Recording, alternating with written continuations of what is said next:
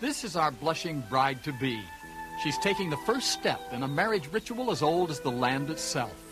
This is the day of the formal proposal. As the family elders discuss her fate, the girl sits alone and waits. Nearby is the prospective groom. All the negotiating is done by the elders. A tentative okay is given, but first an astrologer must be consulted. He gives his approval and sets a wedding date. The blue envelope signifies all is well. The day before the wedding, friends of the groom carry a special gift to the bride's house. Some of the men put on blackface and dance to show their happiness. Once at the bride's house, the gift is fought over according to custom. The gift is a symbol. The case contains stalks of wheat, red peppers, chopsticks, and silk. These are signs of love and future prosperity. Well, the wedding day has finally arrived, and the groom approaches on horseback.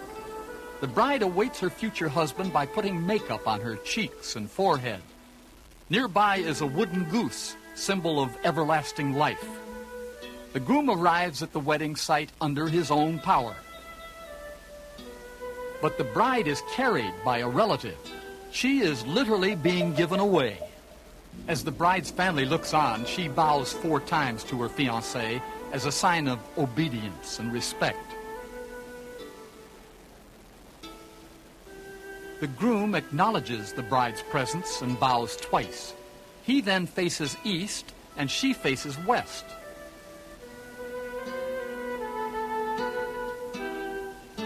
There are no spoken vows. The serving and drinking of wine is the formal wedding ritual. Each pass of the cup symbolizes that the man and woman will honor, respect, and care for each other in sickness and in health.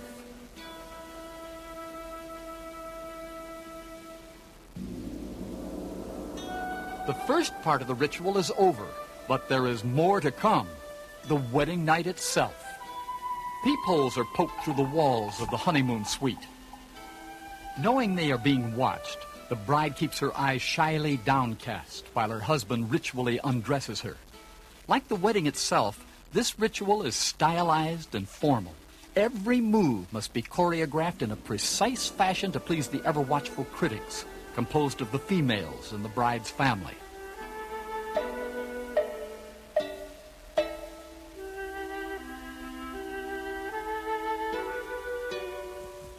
Things are going well.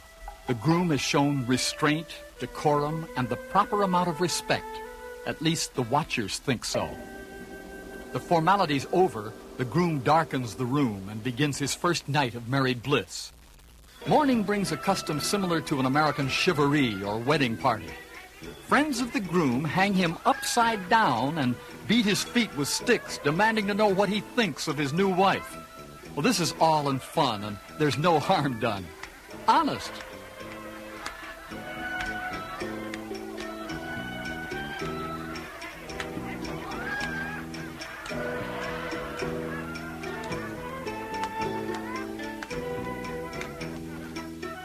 Finally, the bride and groom are free to leave. He on horseback, as she is carried behind in a sedan chair. She now belongs to her husband and will have little, if any, contact with her own family. She's going to live among strangers. During the journey, the groom and others will take these red peppers, signs of fertility, and give them to the young wife. The peppers are hung on the bride's chair, much as we hang old shoes for good luck. The man and woman can now settle down to the serious business of marriage, Korean style.